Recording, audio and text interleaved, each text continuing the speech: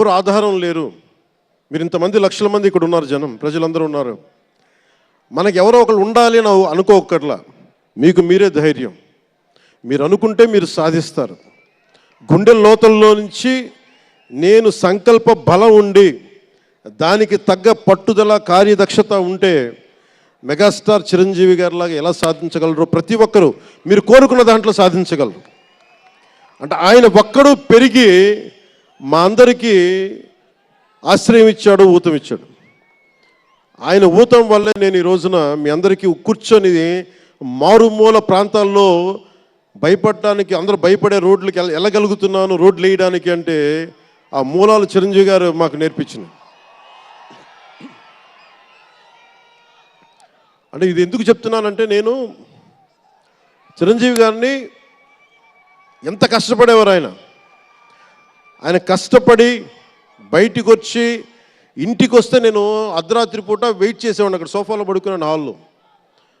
మా అన్నయ్య గారు ఎప్పుడు వస్తారు, ఆయన ఎంత కష్టపడేవారంటే కనీసం వచ్చి షూలు ఇప్పుకోవడానికి అసలు శక్తి ఉండేది కాదు. అలిసి సొలిసి ఒళ్ళు కుమిలిపోయి, అంటే ఏమంటుందని అసలు కందిపోయి దెబ్బలు తిని, ఎందుకంటే అప్పుడు సేఫ్టీ మెకానిజం లేదు. మన గుండా షూటింగ్ టైంలో మన ఏదో అనకాపల్లి వెళ్తుంటే ఇక్కడే చిరంజీవి గారు చేశారని ఎవరు ఆయన సన్నిహితులు చెప్తా ఉంటే, ఆ పడిపోయి ట్రైన్ కింద యాక్సిడెంట్లో కాలు ఫ్రాక్చర్ అయ్యి, అలాంటి ఒక సేఫ్టీ లేని పరిస్థితులు ఆయన చేస్తూ ఇంటికి వచ్చేటప్పటికి మాకు చేయగలిగేది ఏంటంటే, మాకు గిల్టీగా ఉండేది.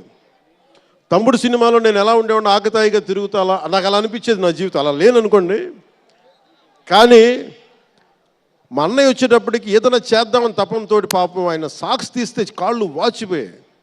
ఆ షూ కూడా వచ్చేది కాదు, చెమటతో తడిచిపోయేది. ఆయన షూలు తీసి ఆయన పాదాలు తుడిచి అది చేస్తే మాకు ఒక చిన్నపాటి ఉపశాంతి మాకు లభించేది. ఎందుకంటే ఇంత కష్టపడుతున్నాడు ఇంతమంది కోసం అనేది. అంటే అలాంటి కష్టాన్ని చూసి పెరిగాడు రామ్ చరణ్. అందుకే